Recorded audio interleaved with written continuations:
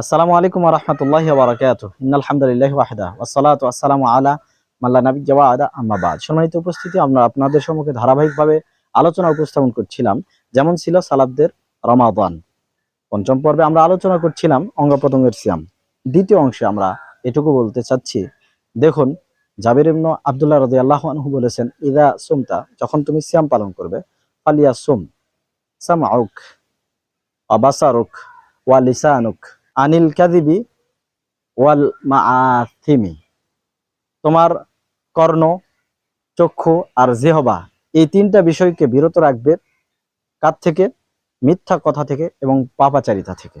সম্মানিত উপস্থিতি, আমরা কি সিয়াম পালনরত অবস্থায় আমাদের এই তিনটা বিষয়, যেমন কর্ণ, চক্ষু আর জিহবা, এই তিনটাকে কি মিথ্যা কথা এবং খারাপ কাজ থেকে বিরত রাখতে পারছি?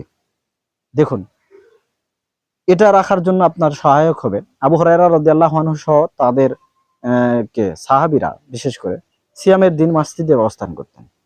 জিজ্ঞেস করা হলো যে, আপনারা কেন মসজিদে বেশি বেশি অবস্থান করেন? তখন আবু হুরায়রা রাদিয়াল্লাহু আনহু বলছেন, নতাইহিরু সিয়ামানা, আমরা আমাদের সিয়ামকে পবিত্র করার জন্য মসজিদে অবস্থান করছি। আল্লাহু আকবার। মসজিদে কি অবস্থান করলে চোখের গুনাহ থেকে সে বেঁচে যায়, কানের গুনাহ থেকে বেঁচে যায় এবং জিহবা দিয়ে মিথ্যা কথা থেকে বেঁচে থাকতে পারে। তাই আমাদেরও এটা করা উচিত। মুজাহিদ রাহিমাহুল্লাহ তিনি বলেছেন, মান আহাব্বা, যদি কেউ ভালোবাসে, আই ইয়াসলামা লাহু সাওমাহু, যে তার সিয়াম নিরাপদ থাকুক, মানে তার সিয়াম যেন নষ্ট না হয়, কেউ যদি এমনটা চায়, ফাল ইয়াজতানিবিল গীবাতা ওয়াল কাযিবা, তাহলে সে যেন গীবত থেকে এবং মিথ্যা থেকে বেঁচে থাকে। সম্মানিত উপস্থিতি, সিয়াম পালন করার পরে মিথ্যা কথা এবং গীবত থেকে আমরা অনেকাংশেই বিরত থাকতে পারছি না। যদি না থাকতে পারি তাহলে আমাদের সিয়াম নিরাপদ থাকবে না। এরপরে আসুন, পেট পুরেই খেতে হবে ইফতারের সময়, সাহারির সময়, বিষয়টা এমন নয়।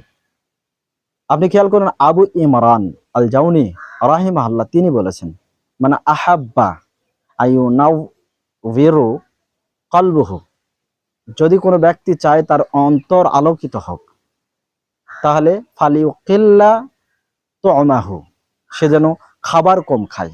আল্লাহু আকবার। সম্মানিত উপস্থিতি, বেশি খেলে পরে আত্মা নষ্ট হয়ে যায়, আর কম খেলে পরে আত্মা, অন্তর আলোকিত হয়। তাই আসুন সিয়ামের হক আদায় করে সিয়াম পালন করি, আর সালাফদের মতো করে সিয়াম পালন করি। আল্লাহ তৌফিক দান করুন, আমিন। ওয়া আখিরু দাওয়ানা আনিল হামদুলিল্লাহি রাব্বিল আলামিন।